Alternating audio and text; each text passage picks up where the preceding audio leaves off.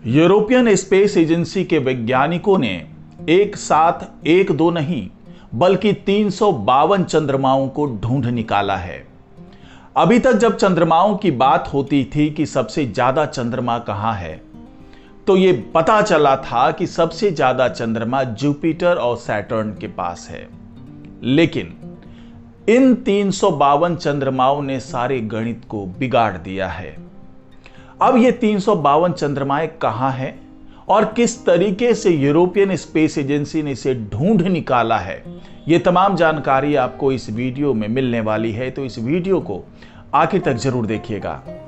नमस्कार, मैं हूं डॉक्टर सुरजीत सिंह और आप देख रहे हैं महना मिस्ट्री। अगर आपने अभी तक इस चैनल को सब्सक्राइब नहीं किया है तो सब्सक्राइब कर लीजिए और साथ ही अगर आपको ये वीडियो अच्छा लगे तो इसको लाइक कीजिए, शेयर कीजिए और कमेंट जरूर कीजिए। तो यूरोपियन स्पेस एजेंसी ने अपने स्पेस टेलीस्कोप गाया की मदद से इन 352 चंद्रमाओं को ढूंढा है और जहां पर ये चंद्रमा मिले हैं वहां पर इनके होने को लेकर के वैज्ञानिकों ने कल्पना तक नहीं की थी, क्योंकि अभी तक वैज्ञानिक मानकर चल रहे थे कि इतनी बड़ी तादाद में इस जगह पर चंद्रमा का होना मुमकिन नहीं है। लेकिन ये ताजा शोध, जो ताजा रिसर्च है, वो इसी ओर इशारा कर रहा है। वैज्ञानिकों को ये चंद्रमा मंगल और बृहस्पति ग्रह के बीच में मिले हैं। क्यूपर बेल्ट के पास उन्हें ये सारे चंद्रमाएं यानी 352 चंद्रमाएं मिली हैं और ये सारे चंद्रमाएं किसी न किसी एस्टेरॉइड का चक्कर लगा रहे हैं। जी हां, ये चंद्रमा किसी ग्रह का नहीं बल्कि क्षुद्र ग्रह का चक्कर लगा रहे हैं। और आपको पता ही है कि एस्टेरॉइड हमारे सौर मंडल में इसके निर्माण के समय से ही मौजूद हैं। ये ऐसी चट्टानें हैं जो लगातार हमारे सोलर सिस्टम में घूम रही है। ये भी सौर मंडल के ग्रहों की तरह सूरज का चक्कर लगाते हैं, लेकिन इन्हें ग्रह नहीं माना जाता है। धरती के करीब लगभग 16,000 एस्टेरॉइड बताए जाते हैं। वैज्ञानिक इन्हें ग्रहों के ही बिखरे टुकड़े मानते हैं। एस्टेरॉइड की स्टडी के लिए दुनिया भर में स्पेस एजेंसियां मिशन चला रही है, जिनमें नासा भी शामिल है। और अब यूरोपियन स्पेस एजेंसी के गाया स्पेस टेलीस्कोप ने एस्टेरॉइड के बारे में एक ऐसी जानकारी दी है जिसे लेकर वैज्ञानिक काफी उत्साहित हैं। यूरोपियन स्पेस एजेंसी के इस गाया स्पेस टेलीस्कोप ने अपने मिशन के दौरान 350 से भी ज्यादा एस्टेरॉइड के इर्द गिर्द इनके चंद्रमाओं को घूमते देखा है। रोचक बात यह है कि इससे पहले इन एस्टेरॉइड को अकेला पत्थर ही माना जाता था, लेकिन अब इनके चंद्रमा की भी खोज हो गई है। यानी ये जो 350 से ज्यादा एस्टेरॉइड हैं वो बाइनरी सिस्टम का हिस्सा हैं और उनके चारों तरफ उनके चंद्रमा चक्कर लगा रहे हैं। ये गाया स्पेस टेलीस्कोप के ताजा डाटा से खुलासा हुआ है।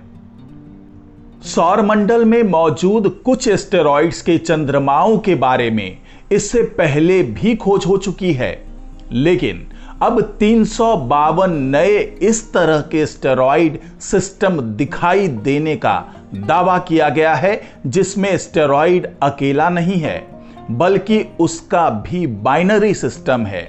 इन्हें बाइनरी एस्टेरॉइड कहा जाता है।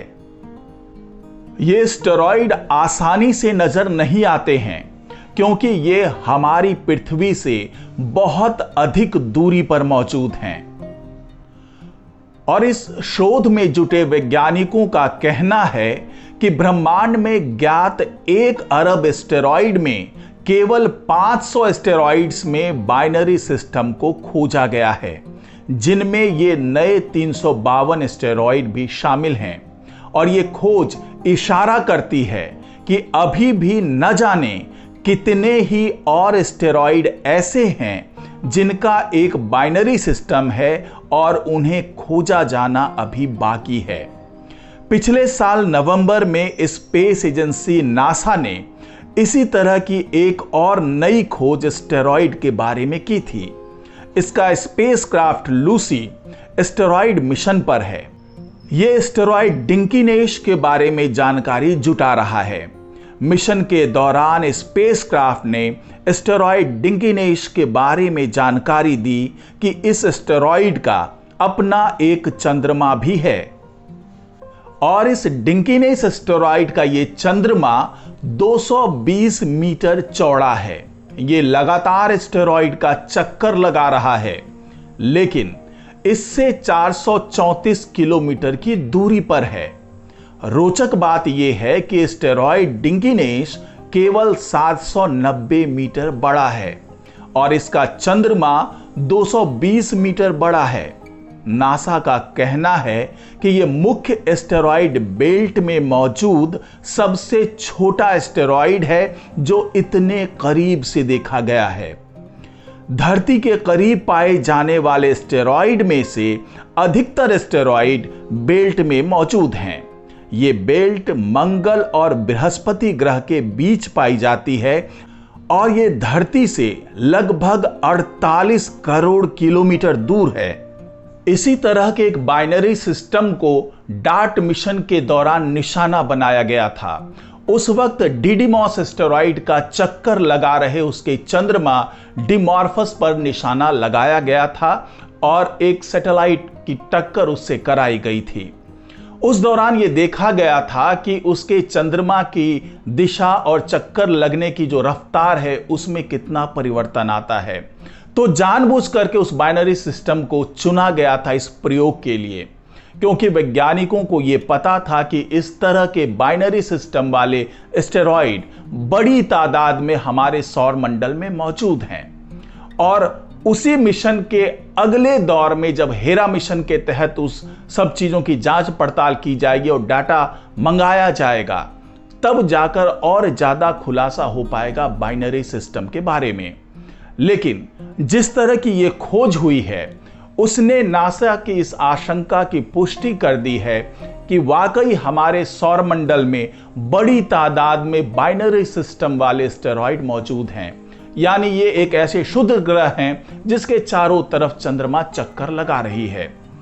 तो अब अगला जो अध्याय है, जो अगला शोध करने का तरीका है वैज्ञानिकों का, वो ये है कि वो अब ये समझना चाहेंगे कि जब हमारे सौर मंडल का निर्माण हो रहा था तो किस तरीके से इन बाइनरी सिस्टम का भी निर्माण हुआ, और जब बाइनरी सिस्टम के निर्माण के बारे में ज्यादा जानकारी मिल जाएगी वैज्ञानिकों को, तो वो ये भी पता लगा पाएंगे कि हमारे सौर मंडल में जो अभी 8 ग्रह की बात की जाती है उसका निर्माण कैसे हुआ, पूरे सौर मंडल का निर्माण कैसे हुआ, उसकी कई गुत्थियां इस बाइनरी सिस्टम को समझने के साथ ही खुल जाएंगी। तो आज की रिपोर्ट में फिलहाल इतना ही। नमस्कार।